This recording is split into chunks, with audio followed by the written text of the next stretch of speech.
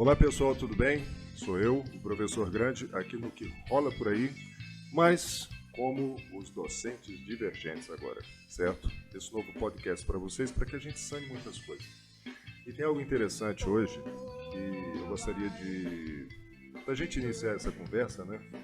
Com uma historinha minha. Eu, há um tempo atrás, ontem, eu estava em um plantão, certo? Que ia o final de semana inteiro. Depois nós íamos levar os alunos para uma cidadezinha do interior de Goiás.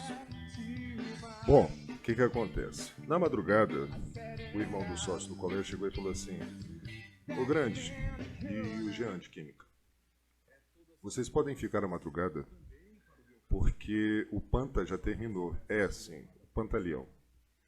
Professor Pantaleão de História, gente, um monstro, certo? E eu tinha sido aluno do cara. Agora imagina.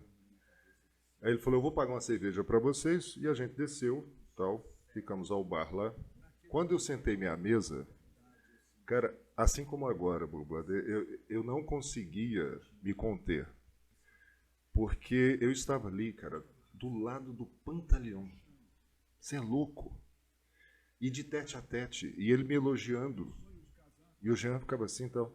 Aí eu falei: "Olha, gente, eu vou parar essa conversa aqui para que eu diga uma coisa." Aí eu relatei e comecei a chorar. Aí o Jean falou: "Você não vai chorar aqui não, cara." Aí eu falei assim. Então a mesma coisa eu sinto hoje. Hoje é muito importante para mim. Mais um programa, certo? Ou melhor, mais um podcast, né? Nosso aqui dos professores divergentes. Agora, mais uma vez também, nos estúdios do Que Rola Por Aí. E essa pessoa poderia ter sido meu aluno, ok? Mas não foi. Só que a emoção, eu não sabia que ia ser a mesma, certo? O inverso, ver alguém tão jovem, tão polivalente no saber assim, certo? Então, com essa emoção, eu quero que vocês nos sigam aí, deixem seus comentários, inscrevam-se, deem like, espalhe a semente. Então, com vocês, gente, Eduardo, e para os íntimos, um só, eu, Blue Blood. E aí, doutor, como é que você está? Obrigado, grande apresentação maravilhosa. Fico feliz de ter sido convidado para esse programa, para esse podcast, sobretudo em razão do que a gente vai falar hoje, que muita gente tem dúvida, muita gente tem a vocação didática, tem a vocação do ensino. Igual você falou, eu também fui inspirado pelas figuras de professor que eu tive.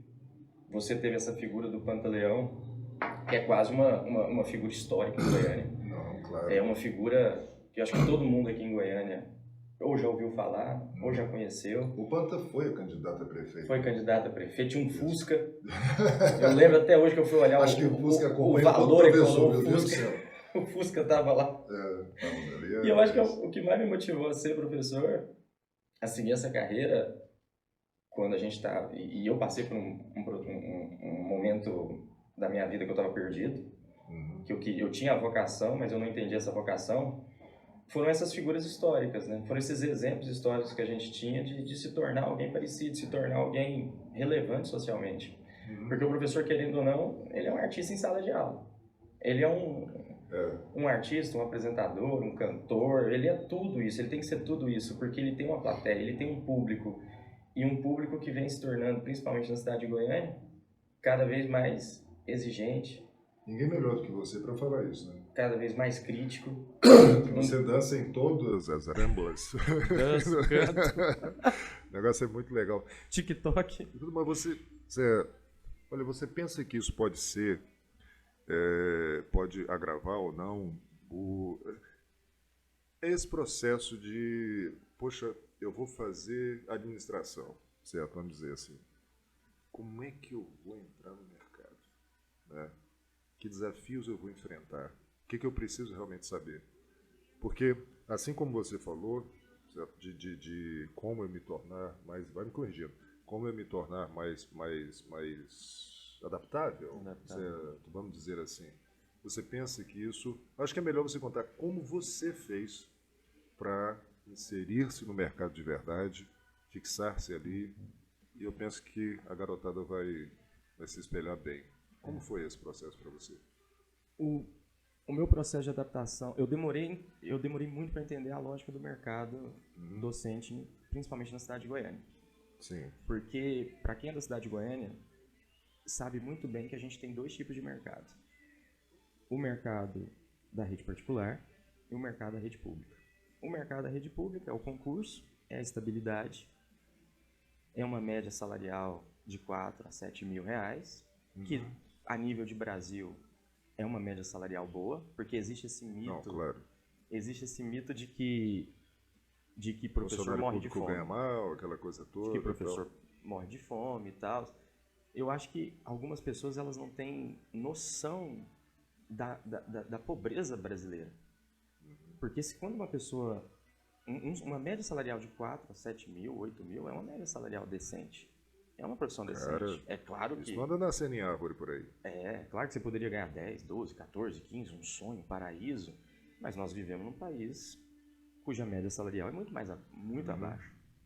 Então você tem a rede pública, você tem a estabilidade, você tem a manutenção do seu salário, mas você não vai ter o crescimento. Você não vai ter um crescimento salarial maior. E você tem a rede privada. E é aí que a coisa pega. Você tem um concurso público, o seu conhecimento, mas você tem a rede privada. E a rede privada não é só a capacidade. Não é só a capacidade. Eu sempre vejo a rede privada o seguinte: é um constante exercício de humildade e crescimento. Você não vai começar por cima. Então, eu concordo contigo. Eu tenho 15 dias de magistério. Meu Deus do céu. Gente, mas olha só. Essas coisas revelam a gente, né? Não pode. Já se viu. Eu tô com 15 anos de idade, certo? Mas o que ocorre aí? É essa adaptabilidade. Como eu ser assim, certo? Porque se de um lado eu tenho a estabilidade, não é melhor que você fique lá?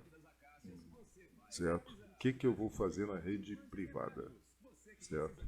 Embora eu saiba que seja um sonho. Né? Tanto é que na cidade de Goiânia tem uma gíria, até fala assim: fulano subiu, fulano subiu, fulano subiu. Ou está nos bairros ainda, né? Então, o sonho é subir. Esse exercício do que você falou, como funciona? Eu acho que você tem que encontrar, acima de tudo, um guia. Você tem que encontrar, acima de tudo, uma pessoa que seja o seu guia dentro dessas instituições escolares. Como? Eu disse que a gente tem que começar por baixo e fazer a nossa via crucis, o nosso sofrimento, o nosso trabalho cotidiano, o nosso trabalho certeiro. No meu caso, quando eu formei, eu estava perdido. Eu não sabia para onde eu ia, eu não sabia o que fazer, eu não sabia realmente se eu queria ser professor. Eu formei com aquela ideia utópica de ser apenas um estudioso, de ficar na universidade ganhando 15 mil, com mestrado, um doutorado, e ficar produzindo texto que não tem nada a ver com a realidade mundana. Né? Quase um Deus acima do bem e do mal, das necessidades sociais. Sobre esse negócio aqui hoje. Acima das necessidades sociais com o meu dinheiro público. Quando eu fui para a iniciativa privada, eu estava procurando emprego, enviando currículo para os colégios. E, obviamente, o ato de enviar currículos para os colégios é um tiro no escuro. É um tiro no escuro, praticamente não funciona. Muito.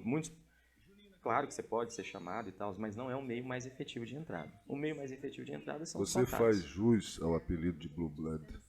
Certo?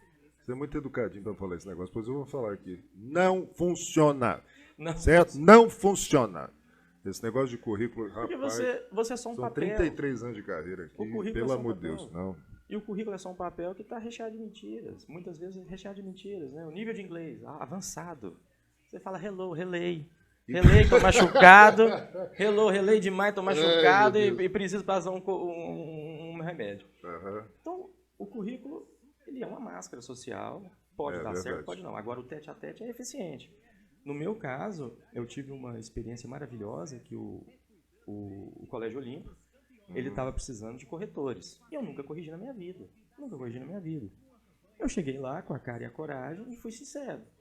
E encontrei uma pessoa maravilhosa, que era a professora Lúcia Zambon, que é uma entidade, ela infelizmente já falecida. Na época, uma entidade gramatical maravilhosa, uma mega professora, historicamente conhecida, já tinha uma carreira consolidada, era coordenadora e professora. E eu lembro até hoje da entrevista com ela, que eu sentei numa mesa com ela, assim. Ela olhou no meu olho, ela não tinha nada para acreditar no meu projeto. Ela não tinha nada que falasse assim, não, eu vou acreditar nesse menino. Esse menino, ele é bom. Ela não tinha nada. Ela não tinha nada. Ela só olhou para mim e viu vontade. E talvez uma possível capacidade. E ela acreditou em mim. Então, com isso, a gente pode pensar que o maior desafio, então, é a própria pessoa. É a própria certo? pessoa, não querendo é a ser própria mesmo vontade, aqui, é a própria mas indivíduo. é porque a gente endeusa muito aquele negócio. Certo? A gente fica pensando isso não só na nossa profissão, certo? Mas em todas. Eu fico pensando, poxa, aquilo que tu disseste, eu não sou capaz, será que a coisa vai mesmo? Será que isso, como eu vou aplicar isso aí? Não é? Vencido isso, além dessa mentora sua, entre aspas, mentora, como você fez para sair dessa sensação de amador, que no seu caso nem era amador, né? Porque você disse que nunca não sabia coisas que é. Então, como foi esse processo de crescimento? Isso, de sair do amadorismo ou da ignorância, entre aspas, certo, para essa sumidade que tu és hoje. E esse, eu falei processo de amadurecimento porque foi justamente isso. Do não ter conhecimento para o ato de ter conhecimento, ou de aprender, essa escala profissional ela foi feita com erros e acertos. Quando eu me tornei corretor lá do Colégio Olimpo, e eu fiz parte da primeira equipe com carteira assinada, porque os corretores deles aqui em Goiânia, na maioria das vezes não tem. O Blood subiu. Não tem. Na maioria das vezes não tinha uma carteira assinada. Eu já comecei a ter uma estabilidade, e a coisa mais bela era o seguinte, era você fazer a correção, errar, procurar conhecer, ter o feedback de um profissional que já tem experiência. Essa é a importância da gente respeitar o profissional do mercado que tem experiência, porque se ele tem experiência, ele tem algo para ensinar. E a nossa profissão docente é uma profissão que a gente precisa das pessoas com experiência, das pessoas mais velhas. Não é o ramo da internet, esses ramos inovadores, que a pessoa cria, reinventa, ressurge, dispensa a história, dispensa o conhecimento, dispensa a experiência. O nosso mercado de trabalho docente, ele é um mercado de humildade. Você tem que aprender com quem já faz. E você tem que fazer diferente, obviamente. Você tem que revolucionar. Mas eu sempre tive, com a Lúcia Zambon, um feedback de conhecimento, um feedback de retorno, de ensino, de pegar e falar, de estruturar regras gramaticais, vamos falar de sintaxe, vamos falar de correção, vamos falar de ortografia, vamos ler, vamos ter leitura.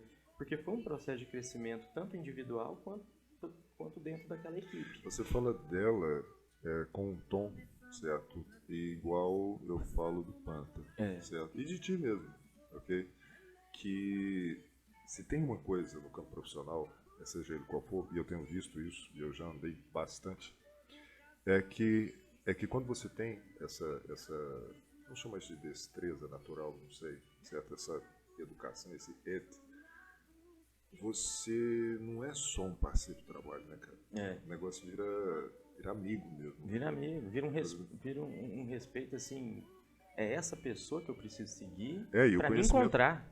Isso. Para me encontrar. E o conhecimento passa a ser água. E eu tenho certeza que nesse ponto da sua carreira, certo? Ela e você já estão voando juntos. Sim. Eu sempre falo, eu sempre penso assim, o mercado de trabalho é um ato de encontrar a si mesmo. Você precisa vagar por terrenos difíceis. É claro que eu tinha medo constantemente de ser demitido, eu tinha medo de falhar. Você tem um público exigente, um público educacional exigente, um público de alunos que são elite. A elite Goiânia é a elite nacional. A cidade de Goiânia tem colégios do setor Marista Bueno que são elite. Elite do ITA, elite de UFO, elite de UNB, elite do Enem. Então você tem um público que tem conhecimento. Se você não tiver conhecimento, você não se mantém. E você tem que ter coragem, você tem que ser melhor. A gente vem de uma base docente que infelizmente forma profissionais muito mal qualificados. Nós temos uma nota de corte de vestibular para nossas áreas que são muito baixas. Se esse profissional não ter a busca e o valor, a procura de melhorar a si mesmo, de crescer dentro desse mercado, esse profissional vai ficar para trás. Esse profissional ele pode buscar estabilidade, ou ele pode buscar a competição. E se ele entrar no mercado competitivo da rede privada, ele tem que evoluir mesmo, ele tem que evoluir sempre, porque ele não vai entrar. é difícil de entrar. Essa qualidade que você veio a chamar de elite, certo? Eu sou prova dela, aqui em Goiânia, certo? Porque quando eu adentrei a faculdade, houve uma aula do, isso que Deus o tenha, que ele também já foi, do professor mestre doutor José Fernandes. Ele tinha sido já 2 vezes presidente da AGL, a Academia Goiana de Letras. Eu tenho um orgulho danado de falar que foi aluno desse homem. E ele foi, cara, lecionar na parte da literatura. Em todas as matérias eu me sobressaía, certo? Quando ele chegou lá na literatura, ele foi contar sílabas poéticas. Então, vem aqui, faz isso, tal, e eu isso. Aí ele virou. Como você sabe disso? Eu falei, ué, ensino médio, primeiro ano. Assim, mas isso não é. Eu falei assim, você teve uma base muito boa. Na época, meu irmão tinha ido para o exterior e o sonho dele era estudar no Carlos Chagas. Aqui era Objetivo, as melhores cabeças, e Carlos Chagas, Instituto Butantan, só tinha cobra. E eu era uma dessas cobras. Nada a ver com a minha forma delgada, ok? Então, o que acontece? A qualidade, certo, que a gente oferta aqui hoje em dia é muito boa. Muito boa. Muito boa. Nós temos grandes exemplos aí. Mas você pensa que essa história toda, o que deixou em você de forma permanente?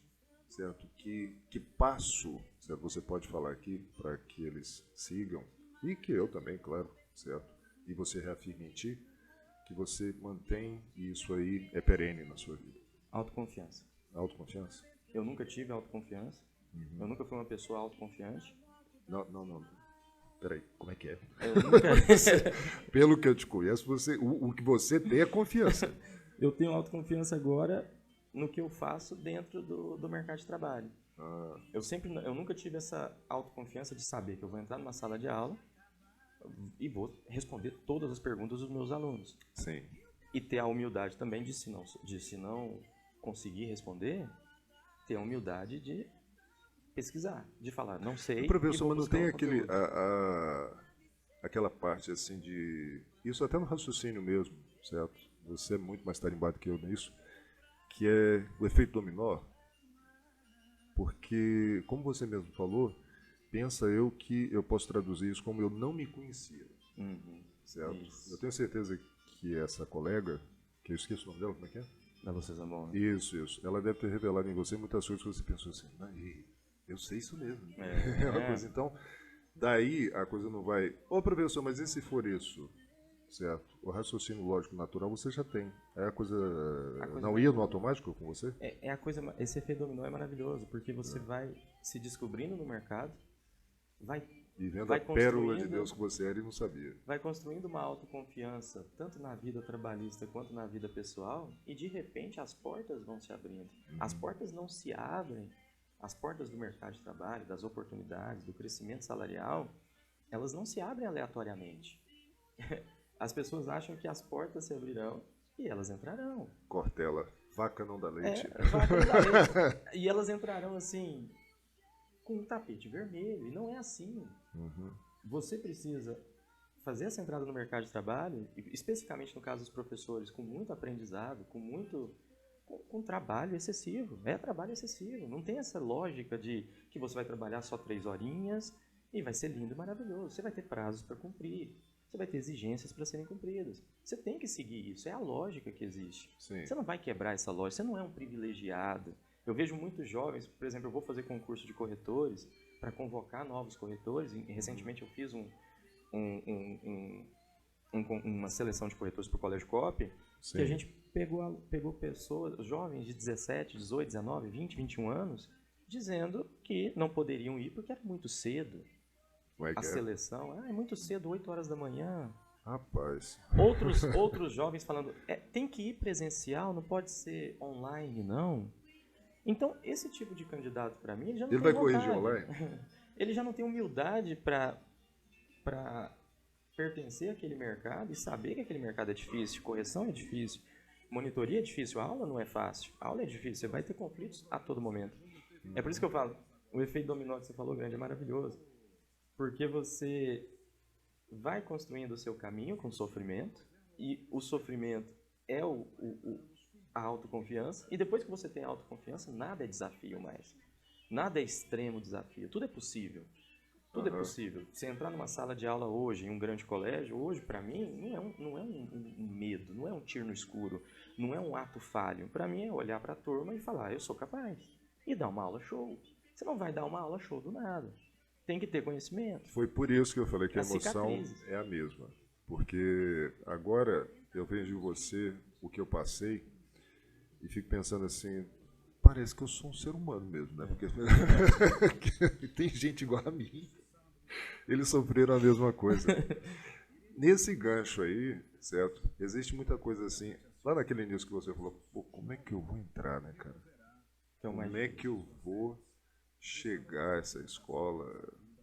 Ou um mecânico, aquela mecânica, ou aquela coisa toda. Você esbarrou na mentira? Demais. Cara do céu, é o que tem. Pelo Infelizmente. amor de Deus, certo? A boiada segue sem nome. Mas, pelo amor de Deus. Então, gente, isso existe em todos os campos, viu? Só que, é claro, você segue pelo melhor. Em um dos colégios que eu entrei, eu sempre brinco. Havia uma vaga de monitoria, eu ligava para a secretária para falar com o professor e a secretária sempre me bloqueava. Falava, o professor não está aqui. Quem é você? Eu vou deixar o seu nome aqui, o professor entra em contato com você. Parece que é uma barreira que o destino coloca para você, como se você não fosse entrar naquilo. Então eu vou desistir. E para mim, eu sentia que era possível quebrar essa barreira. Era possível... Como? Era possível quebrar essa barreira. E aí eu usei da malandragem brasileira, do jeitinho brasileiro. Um dia eu liguei, falei, olha, aqui é o Eduardo, eu tô ligando porque eu preciso falar urgentemente com o professor Tananã, que ele entrou em contato comigo ontem. Ela já entrou em contato? Eu falei, sim, mandou eu ligar agora. Não, eu vou passar para ele. E aí foi um momento de fala, que eu falei com ele e falou, legal, vem aqui. E no momento que eu entrei em contato com ele, que eu tive a primeira entrevista pessoal, e aí é o grande diferencial do indivíduo, carisma. Sim, claro. Você tem que ser carismático para conquistar as coisas, não é com brutalidade que você conquista, é com diálogo, é com carisma, e é com autoconfiança. Quando eu tive a conversa com ele, eu falei, não, eu tenho interesse, mostrei meu currículo, mostrei minhas correções. E ele falou, vem, vamos para o time. E isso, e é o que eu falo, o meu amigo Humberto, ele sempre fala muito isso. O Humberto falou uma coisa pra mim que eu levo pra vida. Ele fala assim, qualquer pessoa que você conhece é uma ligação que você faz que você não tem noção de onde vai te levar. Uma pessoa te fala uma coisa, você faz uma amizade com uma pessoa, ou tem um contato com um professor, ou um contato com um outro tipo de indivíduo, esse indivíduo te leva a outro contato, você vai criando uma rede de contatos. E essa rede de contatos para o mercado de trabalho é essencial. Claro. Você vai aprendendo uma coisa com o professor, vai aprendendo com o outro, quando você vê, você absorve tudo. E você progride assim. Você não fecha portas, você sempre deixa portas abertas. Isso que é interessante. E esse negócio, Eduardo, da mentira, a gente tem que saber ler os universos, né? A gente pensa assim, mas o cara mentiu. Ou melhor, eu aqui, né? O microfone. Mas o cara mentiu e tal. Não, gente, como é que você vai dançar, certo? Como é aquele bolero, certo? Já falou que é um bolero. Você já tem alguns passos na cabeça. Mas de que forma você vai conseguir a mão da dama para aquela dança, certo? Qual é a linguagem que aquele nicho ali, que aquele universo fala, para que tu fales também e adentre, e não fique desperdiçado. Certo? Graças a Deus você teve esse insight e entrou. Você não pode aceitar um bloqueio. Quantas crianças, certo? No saber, eu digo, não perderam, graças a Deus, certo? A tua presença. A sua guia, ok? Porque é isso que acontece com tais comportamentos como, ele não está agora. Não, depois eu vejo, certo? E enquanto isso, vai uma outra pessoa para lá, incapaz. E acaba. Certo? E acaba. E você perde infinitas possibilidades que poderiam surgir daquilo ali.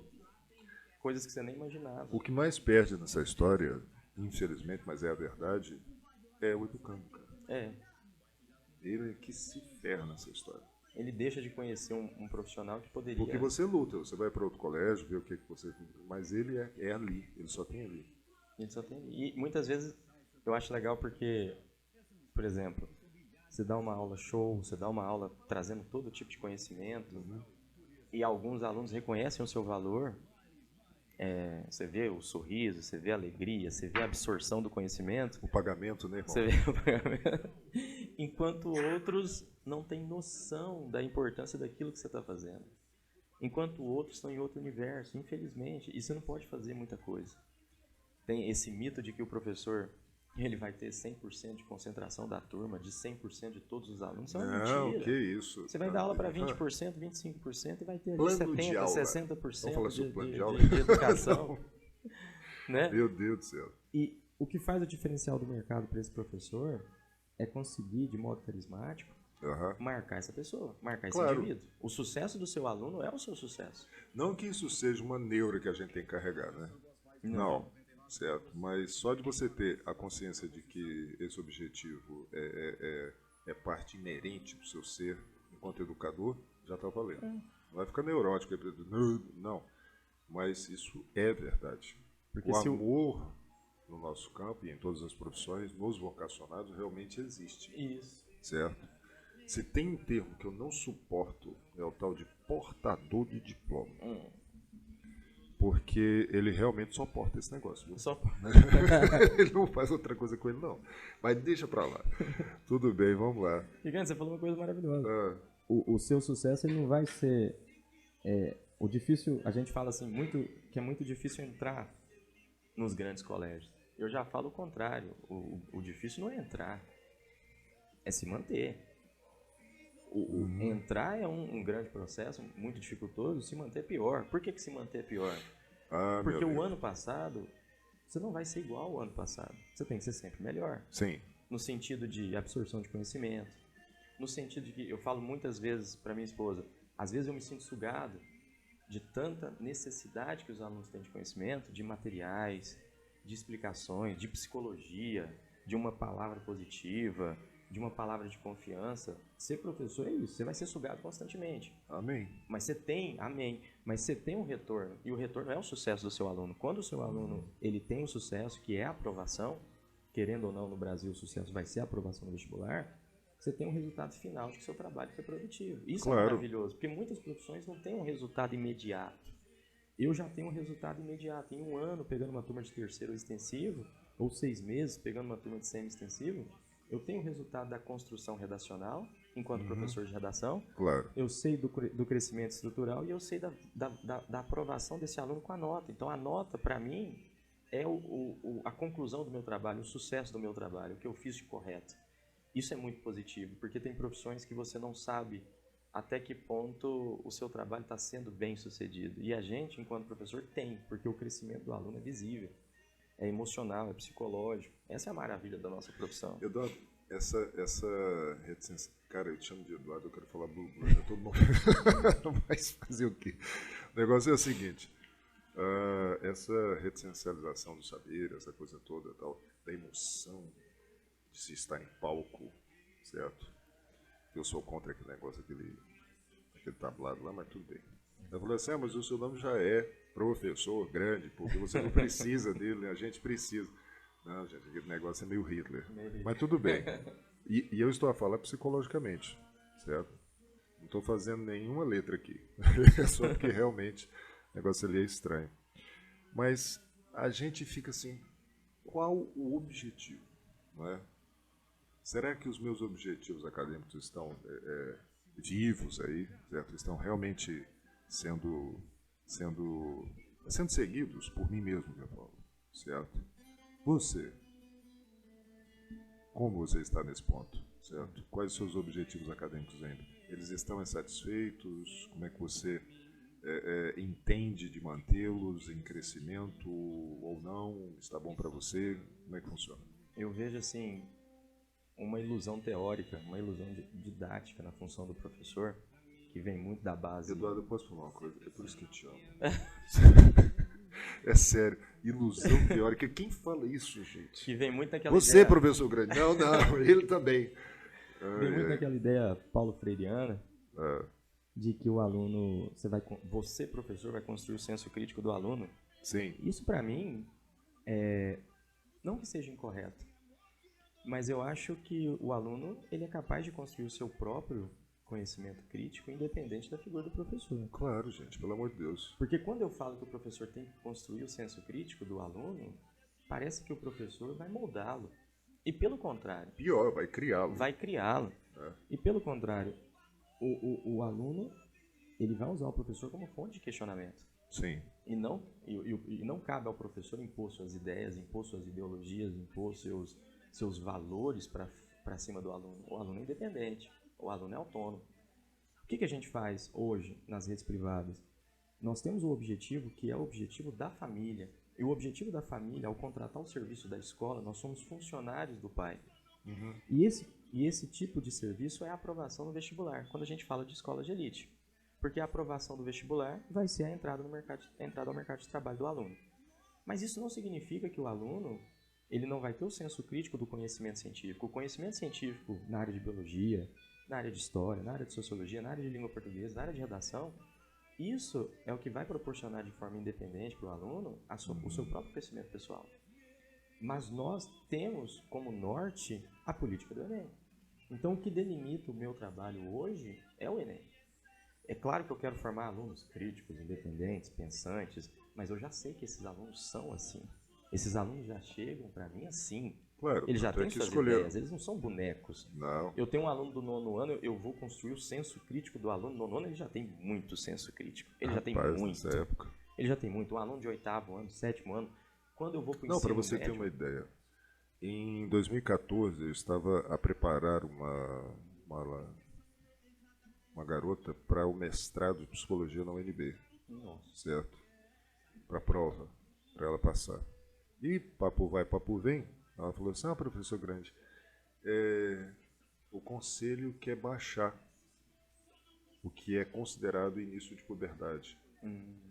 Aí um mega de RAM aqui, antes dela falar, eu falei assim, é por causa da internet. Ela falou, eu ia falar essa informação. Eu falei, a mesma coisa, ganhei. Ela falou assim, é isso mesmo. Tá aí. Você pensa que o menino de hoje vai chegar lá cru? De jeito algum. De forma material, até pelo acesso à informação que ele tem, ele já está com a ideiazinha dele muito bem criada ali. Você está correto, certo, nesse ponto aí. Agora, só um adendo. Enquanto os funcionários dos pais, né, vamos dizer assim, vamos deixar isso bem claro aqui, porque senão vai fazer piquete na porta dos colégios. Assim, tô pagando. Isso é um erro monstruoso. Não, gente. Essa relação ela é bem direta com a escola em si. Sim. Certo? Nós estamos ali sim, mas nesse ponto de CLT, vamos dizer assim, a gente deve bem essa escola, gente. Pelo amor de Deus, calma aí.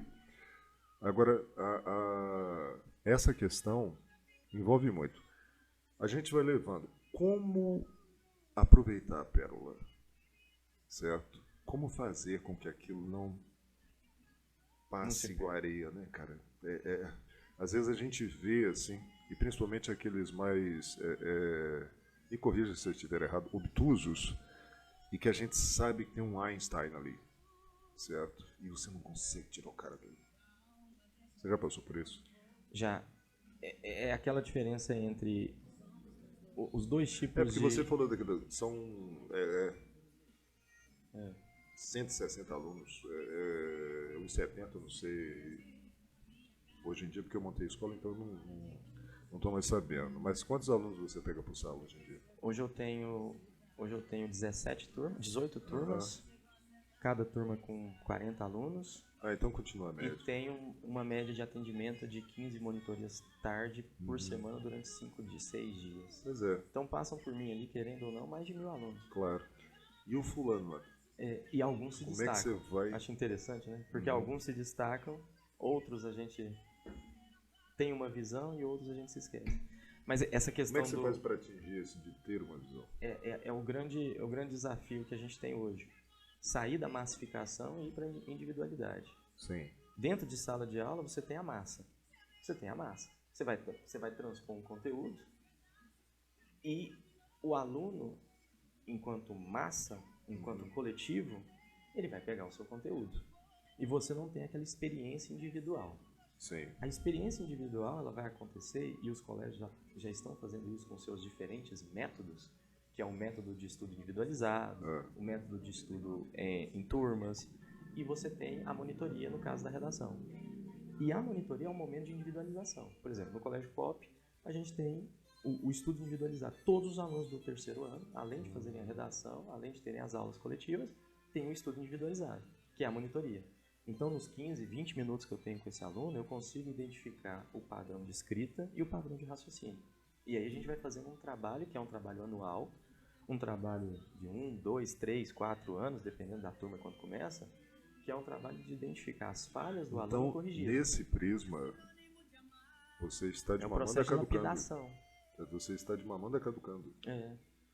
Então, não há um outro colega que vai para a monitoria ou alguma coisa, é você mesmo. Esse aluno vem comigo, tem outros monitores, mas esse processo de monitoria é um processo de lapidação. E aí é todo com você. Isso.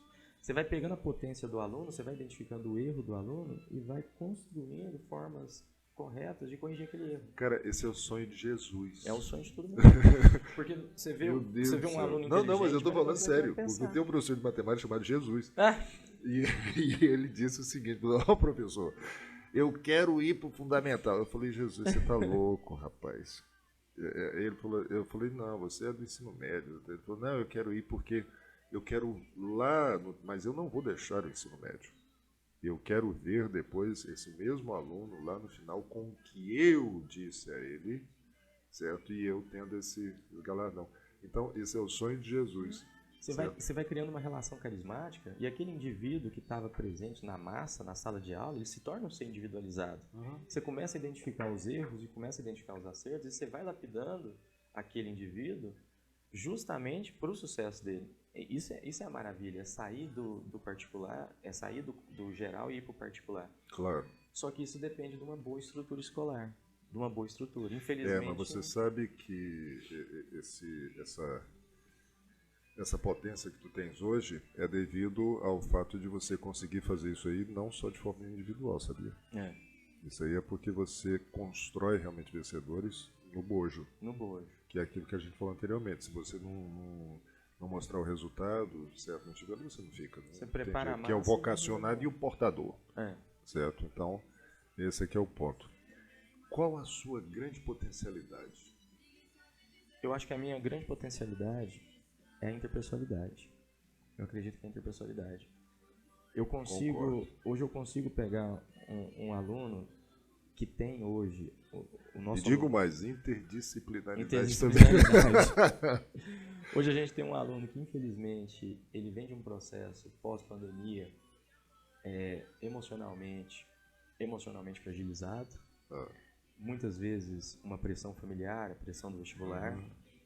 E eu vejo muita humildade nesse aluno do ponto de vista de você pegar uma redação, conversar, mostrar pontos negativos, obviamente, mas também ressaltar pontos positivos. Porque a atividade do professor não é só uma atividade de passar conteúdo e criticar, ou passar conteúdo e exigir. Né? Tem muito professor que pensa assim, mas você tem que ressaltar os lados positivos, reforçar os lados positivos e apontar os lados negativos. Eu tenho essa questão do carisma e faço sim amizade com os meus alunos, obviamente. Eu crio uma relação interpessoal, porque se não tiver confiança nessa relação, o processo educacional não ocorre. Se o aluno olhar para o professor e não se identificar do ponto de vista da confiança, do ponto de vista do carisma, ele não aprende. Isso vai danificar todo o processo. Eu, por exemplo, eu tenho uma experiência pessoal, eu sempre fui ruim em geometria porque eu tinha medo do meu professor de geometria. Eu tinha quase pavor. Sério? Eu tinha um pavor, eu olhava para ele, eu tinha pavor, Você tem medo de mim não, né? Não. Eu tinha medo de ser reprovado. E esse padrão autoritário, ele já não existe mais. Não existe, não tem como a gente hoje, no WhatsApp, no Facebook, no Instagram, ter um padrão autoritário. O nosso padrão é outro. O nosso padrão, enquanto professor, é apenas de canal de construção do conhecimento. A gente não detém todo o conhecimento. Se tem um professor que acha que detém todo o conhecimento, ele está errado. Então você tem que ser um psicólogo, igual eu falei, a gente tem que ser psicólogo, a gente tem que ser cantor, a gente é completo, cara. Você tá louco? Tem que ser completo. Não. Porque é uma luta constante pela atenção do aluno. A gente tem que ter métodos, por isso a importância Olha só, não do plano de aula, mas do você já deixou ir no ombro? No ombro que eu digo assim, o aluno chega, você percebe na hora que não é para a matéria. E se você não fizer aquilo ali, se você não der o ombro ali naquela hora, ele não vai. Como você mesmo falou, ele não vence, ele não rompe. Certo? Quantas vezes você já me fez fazer isso? Então, eu penso que todos os dias, né? Todos os dias a gente enfrenta essa coisa aí. Você falou de insegurança.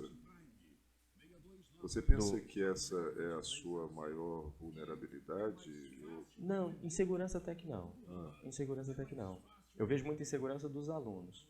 Mas questão de fragilidade hoje, a minha fragilidade hoje é saber, eu preciso reconhecer muitas vezes o limite entre exigência. Em que sentido? Até que ponto eu posso exigir do meu aluno uma evolução. O meu grande dilema hoje é até que ponto o aluno suporta um tipo de exigência que é comum entre os professores, do tipo da evolução, da aprovação, do crescimento. A nossa grande dificuldade hoje é até que ponto essa exigência não vira opressão. Né? Até que ponto essa exigência não vira opressão. É a grande dificuldade. Porque exigir é natural. Se a gente construir uma sociedade onde a exigência se torne algo errado, nós vamos ter vários problemas de crescimento pessoal. Agora, vai de que exigência nós estamos a falar aqui? Agora é o grande problema da exigência. Certo. Até que ponto você tem exigência de crescimento? Ou é o que deve ser? De amadurecimento. Porque eu posso exigir uma coisa pelo meu bel prazer. Sim. Ou eu posso dizer que aquilo tem que ser dessa forma e não seria uma exigência. Pelo que eu conheço de você mesmo, certo? Eu não diria exigência. Acho que isso contigo é muito pesado para falar. É uma palavra talvez que se torna comigo muito sim. pesada. Certo? Você tem que ter resultados. A prova é uma exigência. A prova é uma exigência. O nosso sistema educacional ele já tem exigência. A exigência da nota e da aprovação são exigências naturais do nosso Qual sistema educacional. Qual a diferença você daria? Necessidade e exigência? A necessidade escolar, para mim, enquanto aprovação de vestibular, a necessidade é o amadurecimento natural. Não, eu me refiro a esse documento estritamente. A prova é uma exigência. Ela é necessária ou ela é uma exigência? Eu acho que ela é necessária. Então ela não é uma exigência. Não, mas ela se torna exigência. Entendeu? Ela se torna exigência. Segundo Maomé. Quando ela passa. Ela se torna exigência quando ela passa a ser institucionalizada. Ah, sim. Quando você precisa de um diploma para ser alguém. É aquele negócio de autoridade, qual é o outro mesmo que o outro fala lá? Autoritarismo, autoridade. Não, certo. Você tem poder, mas não tem autoridade, alguma coisa assim. Negócio estranho. Não, mas normal. Então, esses passos todos, como é que a gente faria isso, cara? Eu sei que a gente está falando muito, a gente é de rede privada, mas eu estou falando da pandemia, ok? Uhum. E o pessoal da rede pública, certo? Como é que a gente aplica todo essa maravilha do saber, né? Essa maravilha do dançar na rede pública? Porque o pessoal também veio de lá de perda. Sim. Certo? Muito sofrimento. E, gente, não existe maior sofrimento ou menor com relação à pauta que ele tinha tocado aqui, que é a pandemia. Não, todos sofreram igual. Ok? Só que agora, olha a tal da exigência e necessidade. Agora existe uma diferença cavalar. Como você está a lidar com isso? Os da rede privada e os da rede pública. Certo? Que rumo, que conselho aos colegas você pode dar para que se lide com essas crianças da rede pública? Eu vou ser bem enfático no que eu vou dizer. Deve. Eu já dei aula na rede pública e uma certa vez eu dei uma aula específica de Enem de 3 horas para uma empresa que eu tinha, e a gente recolhia alimento para dar essa aula para esses alunos. A sala estava lotada.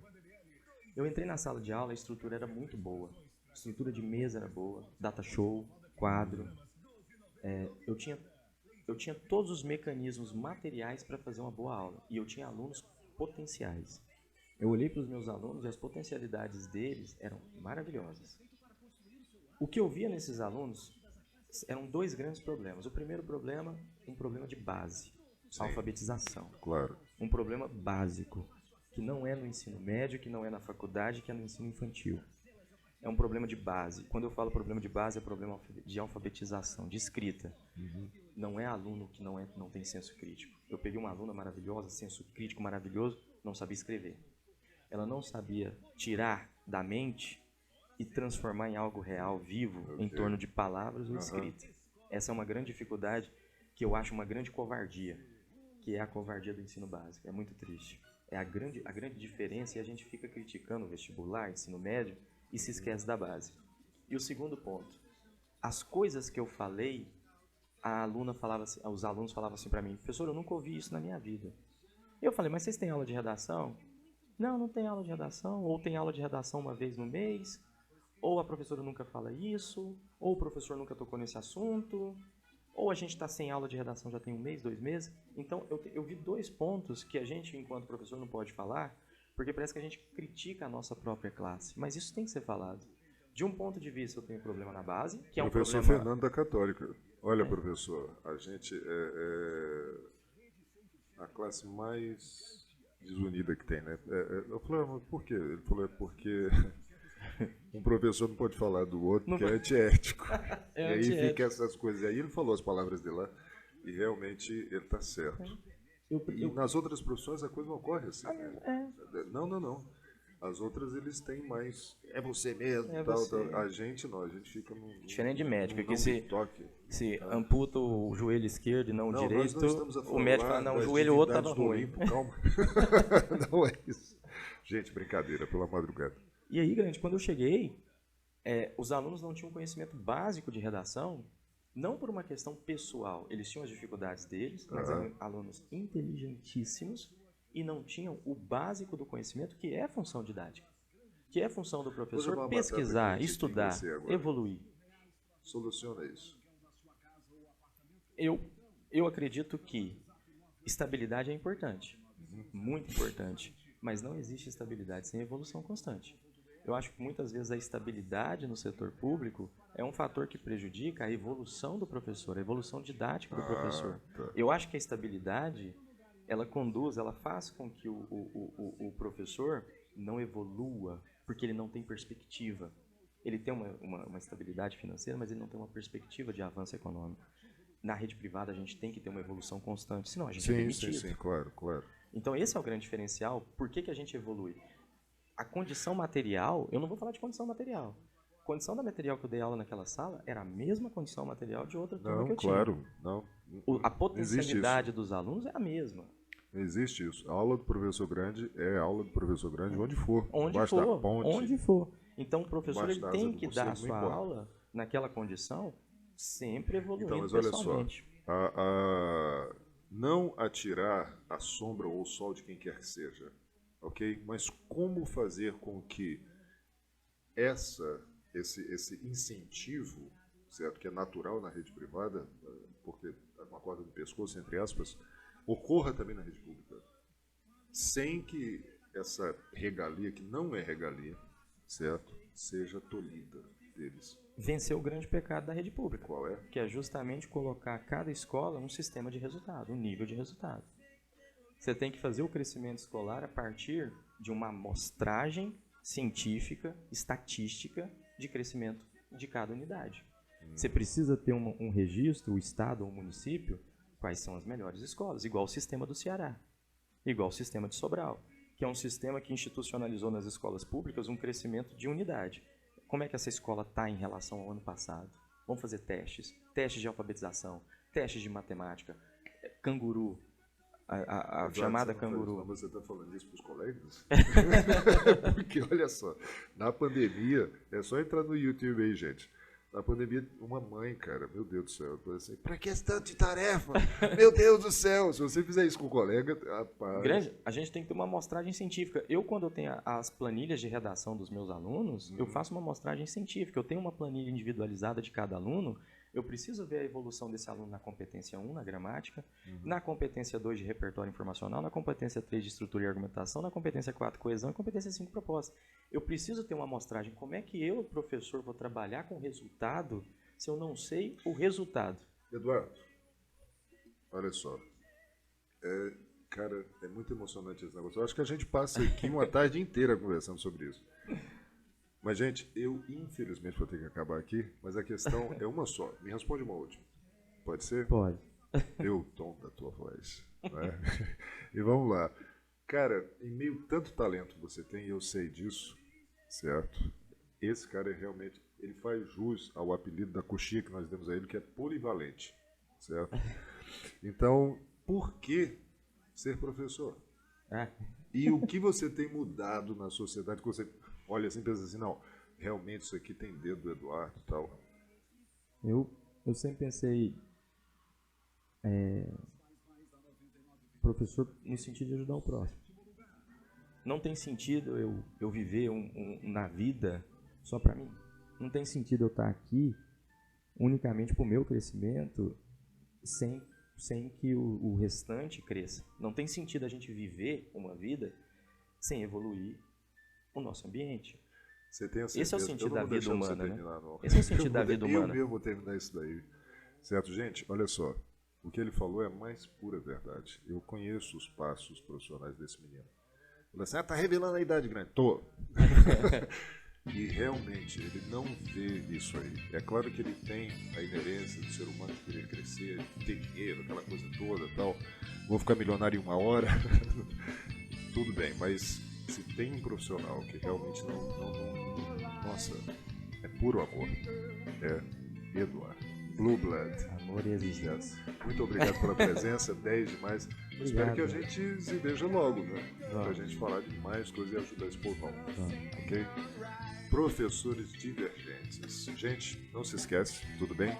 Dê o seu like, comenta e manda sugestão pra gente, tá certo? Aqui, o que rola por aí, professores divergentes pra vocês. Valeu!